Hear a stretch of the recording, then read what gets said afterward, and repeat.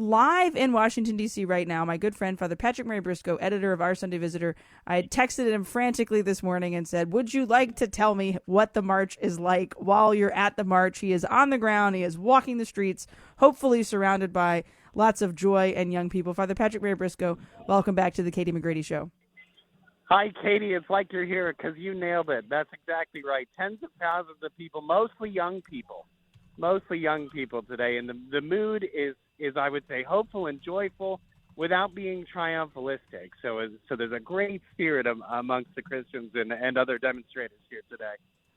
I love that. Yeah, that was going to be like my first question. I mean, what's the vibe? What's it feel like? I feel like there's kind of that victorious spirit. We've won a huge part of the fight, but that doesn't mean that our work is done. And tell us kind of how you're feeling that in the conversations you've had and what you're seeing on the signs. Oh, the signs are famous at the March for Life. Tell us about that.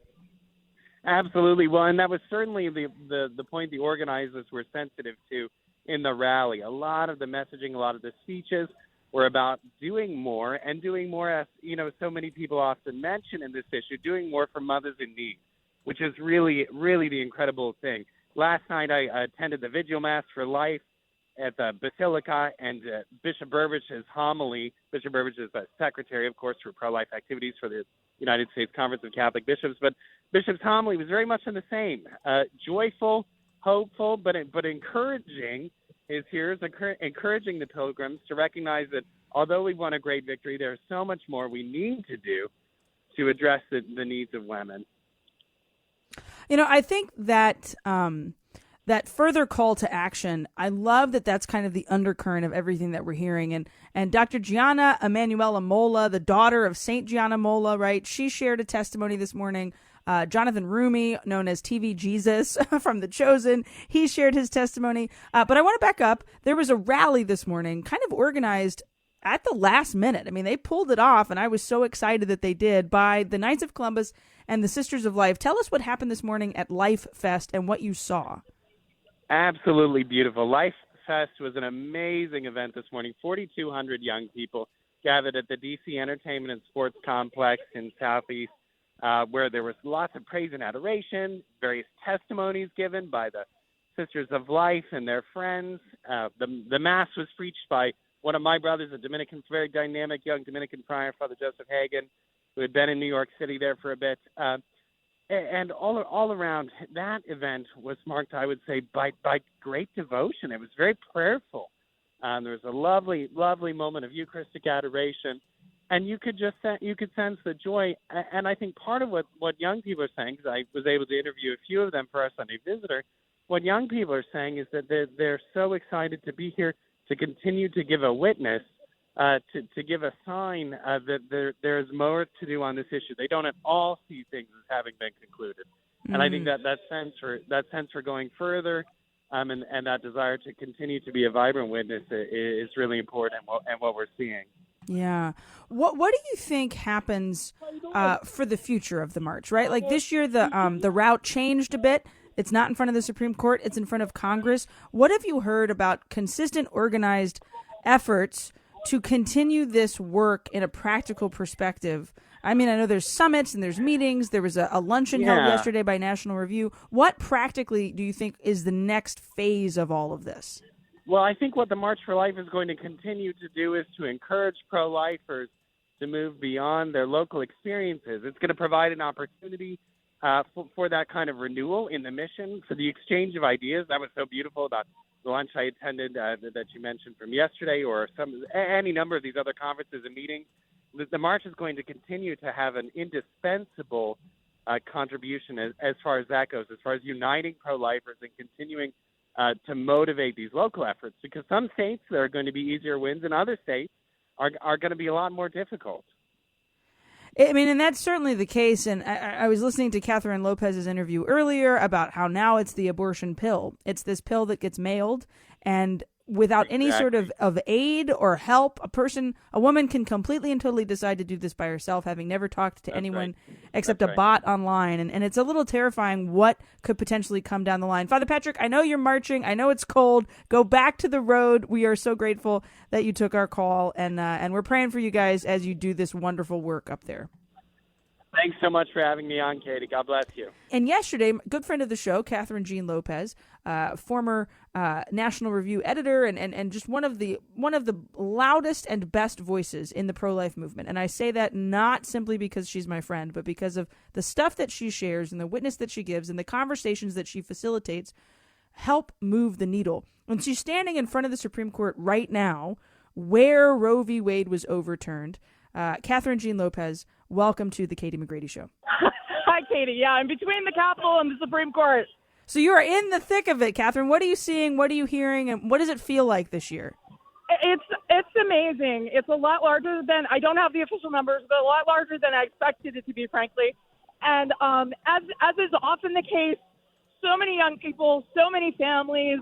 I've seen Iowa and Louisiana and Michigan good. and these are not people who just, crossed the bridge over from Virginia, although they're here too, obviously, in big numbers. Yeah. I mean, I flew up. I flew up to Dallas on Wednesday morning with our diocese groups. The first time I've ever flown, because the buses were just so expensive, and they said we still have 50 young people that want to go. So we basically chartered a plane to go to Washington D.C. They couldn't be stopped. They couldn't be stopped from going because they wanted to be able to give that witness of, we're celebrating. And I feel like, is that kind of one of the vibes this year? There's a celebratory mood, not a prideful mood, but it took 50 years, but the march has succeeded in some way. Tell us what you're hearing about that. Yeah, so it's funny. On paper, this march was supposed to focus on the Capitol. It was a different route. It kind of walked around the Capitol on the opposite direction and not focus on the Supreme Court so much because obviously the Supreme Court doesn't need to overturn Roe versus Wade anymore. But everybody kind of naturally went to the Supreme Court. And I have to say, it's been a mix of emotions since I got here on Wednesday, because after the New York City Pilgrim Mass this morning, a man said to me, CVS. He was focusing, and I apologize. I think I said this to Father Devaney earlier in the day. Please say it again. There's this heaviness, too, because it's not like abortion is over in America, right? Right. In fact, in many ways, it's becoming easier in some states in particular, and there's the mail-order abortion business. And so we're not focused on the Supreme Court in the same way because we don't have to be. But my goodness, there are so many fronts, right? But at the same time, it is good to give thanks. And so there's been a lot of prayerful Thanksgiving over the last 24, 48 hours here in Washington. And we'll continue tomorrow. I'll be speaking at an Ivy League conference of Ivy League pro-lifers.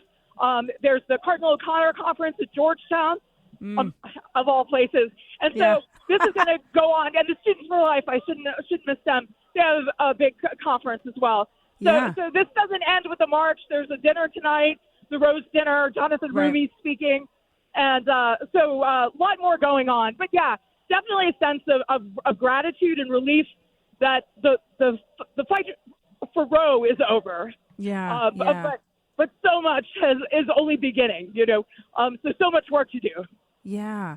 Catherine, thank you so much for taking our call. Katie, yes. Yeah, please. Katie, somebody just came over and took a picture.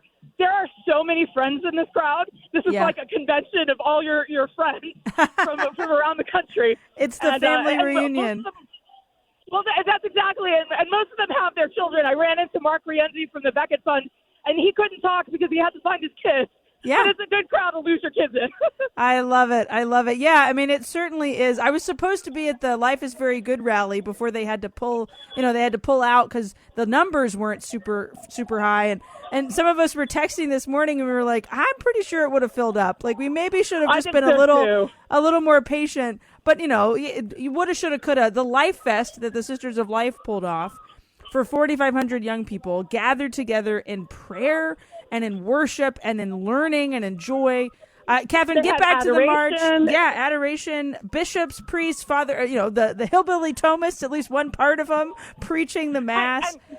And to your point, that sold out in no time. Yeah, and like so right away. I think we could have filled the Verizon Center. Yeah. I think this crowd that I don't see the end of, we could have filled the Verizon Center. Yeah.